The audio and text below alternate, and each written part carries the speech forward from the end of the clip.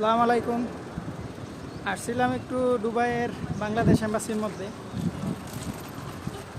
একটু পাসপোর্টের সমস্যা নিয়ে সেরা নামের সমস্যা আর কি, আমার না আমার এক ফ্রেন্ডের। তো এখানে সবচেয়ে বেশি সিন্ডিকেট চলতেছে, মানে কী যে হইতাছে এগুলা মানে বলার বাইরে। সাধারণত এক নাম নিয়ে নামের ঝামেলা, সব কিছু অনলাইন, কাগজপত্র সব কিছু ঠিকঠাক আছে, অনলাইন আছে, শুধু এখানে নামটা চেঞ্জ করতে হইব। সো এক জায়গায় নিয়ে গেছে প্রথমে এক টাইপিং সেন্টারে, ওইখানে সিরিয়াল দেওয়ার জন্য 45 দেরাম নিছে। নেওয়ার পরে সিরিয়াল দিল, টুকিং দিল, এখন টাইপিং করতে হইব। টাইপিংয়ের জায়গাতে এসে এখন 2 ঘন্টা সিরিয়াল। তারপরে আজকে জমায় নেয় নাকি নাই নেয় তাও সন্দেহ। তো এই অবস্থা। এই যে বাংলাদেশ টাইপিং সেন্টার, শুধু টাইপিং করার জন্য আপনার 2.5 ঘন্টা লাগতেছে শুধু টাইপিং করতে। তারপরে তো জমা দিতে হবে, আরও বিভিন্ন কাজ আছে। আবার যারা টাকা দিতেছে 100-150 দেরাম, তারার কাজ আবার অতি দ্রুত হয়ে যাচ্ছে।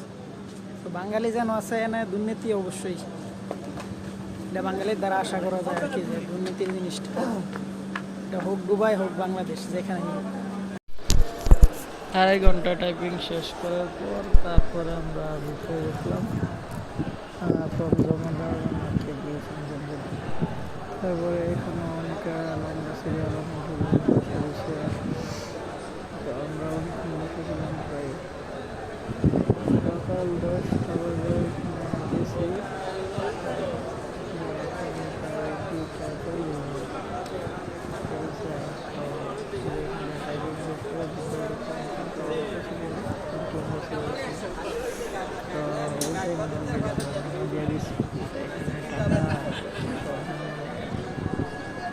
সৈয়দ জাহিদুল আলম 305 বার আমরা এখন 15 দিন বা 8 দিন জমা দিলে 15-20 দিনের মধ্যে আসবো। 305 পর আমরা কি করছি, এটা হলো যে উপরে দোতলায় যাওয়া লাগে ফিঙ্গার দেওয়ার জন্য।